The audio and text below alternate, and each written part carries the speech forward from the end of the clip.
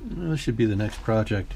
I don't know if I'm going to start this after the P-47 or if I'm just going to go ahead and leave that on pause and go with this airplane. I'm trying to jumpstart back into this balsa static display aircraft model construction that I was doing, these projects as opposed to the plastic ones that I have been doing in an effort to try and get back into the P-47. It's not working. I just sit here and I'm just not motivated to start on that. But maybe if I go with a little bit simpler project in the balsa, back into the balsa realm, that might work. I don't know. But as you look at this, this is kind of a reverse unboxing. I wonder if anybody knows what kit this is now. Had a few minutes to look at it. The Dc-3 from Guillow ends up being about a 132nd scale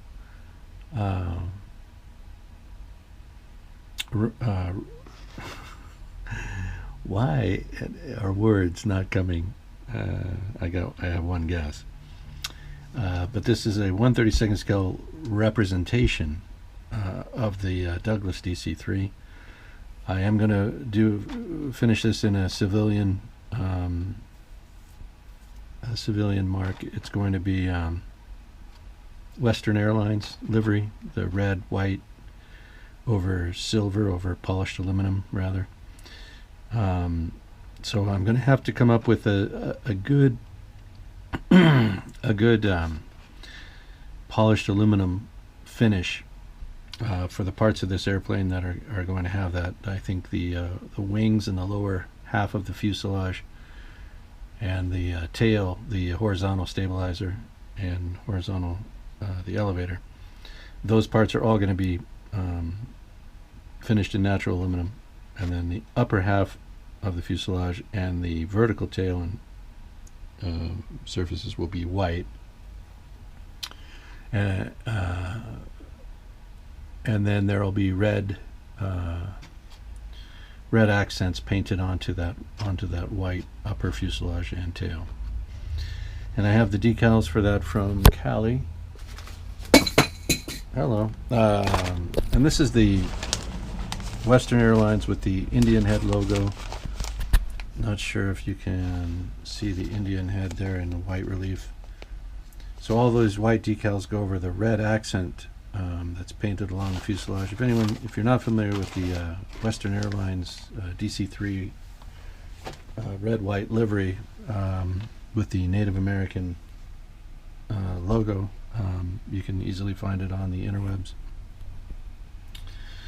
And that's what we're going for. Eventually I'll put up a picture of our target aircraft and what we're going to be building. So this is what's in the kit. This is the one plastic opaque sheet. There's a windshield little piece of acetate, and this is supposed to take care of all of the passenger windows and where these are going to be cut out on the nose. The cockpit area glazing is supposed to come from that as well. So not much is required for that. Hey, what's this? Aircraft lighting kit. Where'd that come from? So the plan here is to detail this up as I do. I'll be making my own dummy engines for this airplane, and I think this takes the Wasp. I'm pretty sure these are the single row, the 9-cylinder engines, but I'll double check it. If it's double Wasp, then that's what we'll do. But I think these are just the single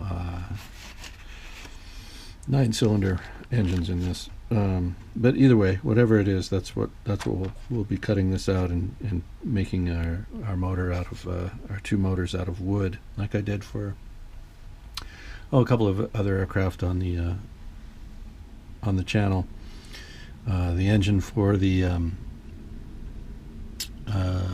layered super solution was a plastic kit, as was the one for the Air Express.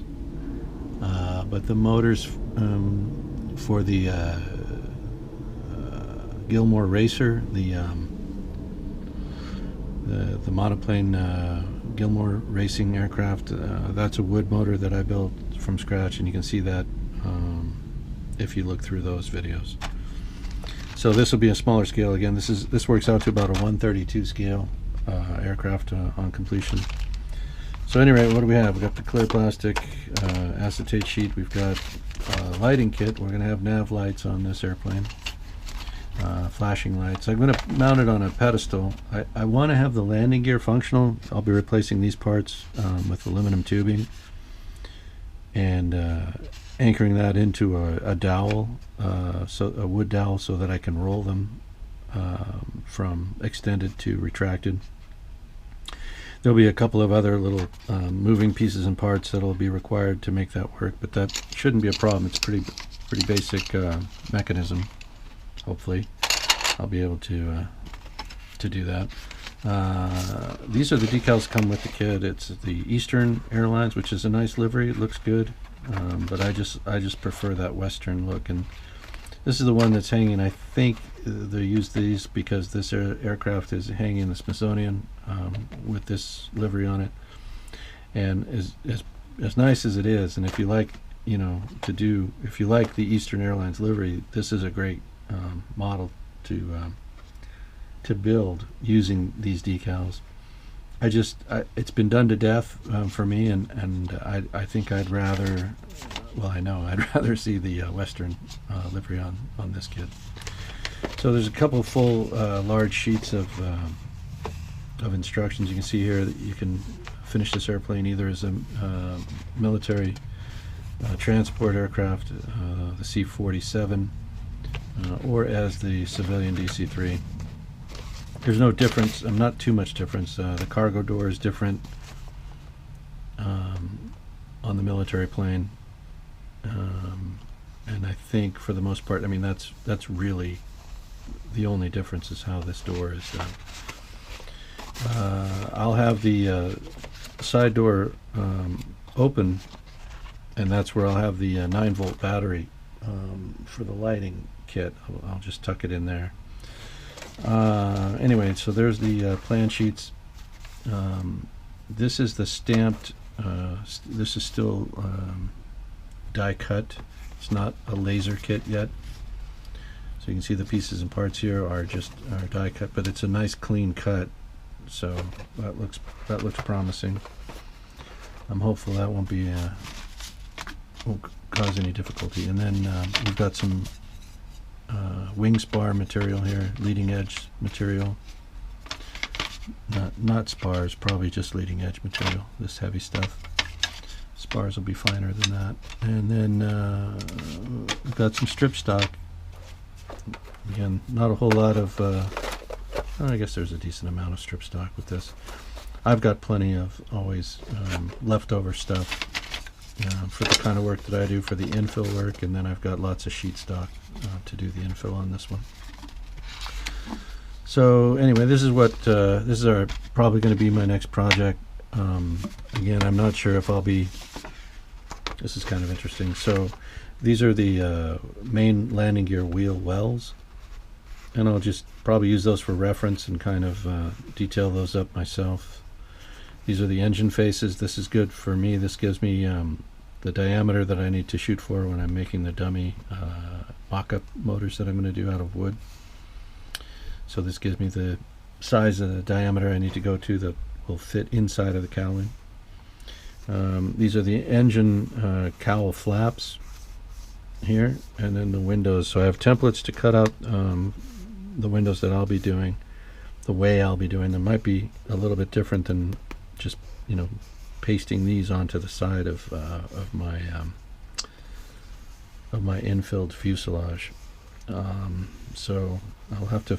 I'm still kind of thinking about how I'm going to do the passenger windows on this airplane.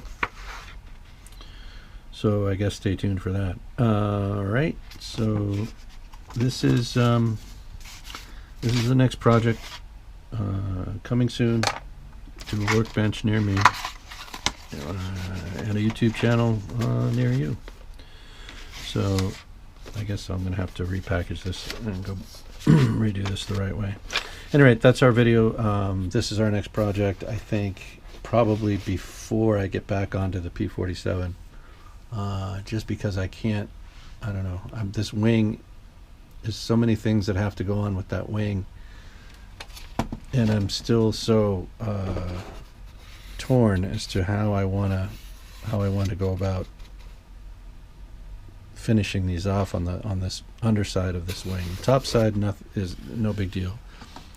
What I'm hung up on is how to exactly go about getting that airfoil shape to the underwing side.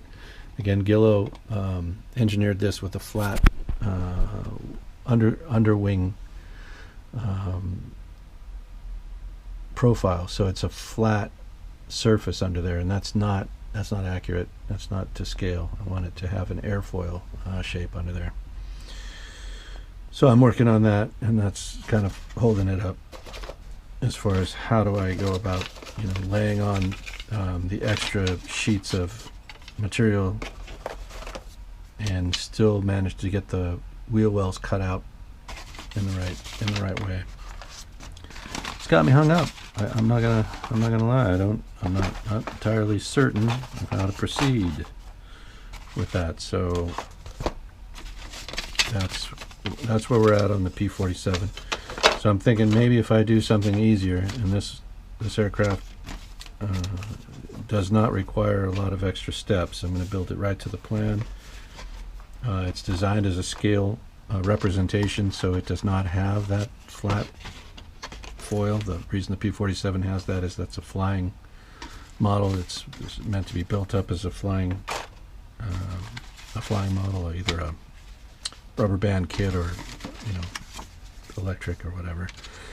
But it's done in such a way as to make it easier to build, quicker to build, and offer an easier flight model with that flat bottom foil. All right, so that's why that's what's holding me up on the P-47. So I've had this kit for a while. You can see the dust on it maybe, but I think now is the time I'm gonna get going on this one. Get it built up, get the lighting in there, probably put it on a stand and put it in the kids' room.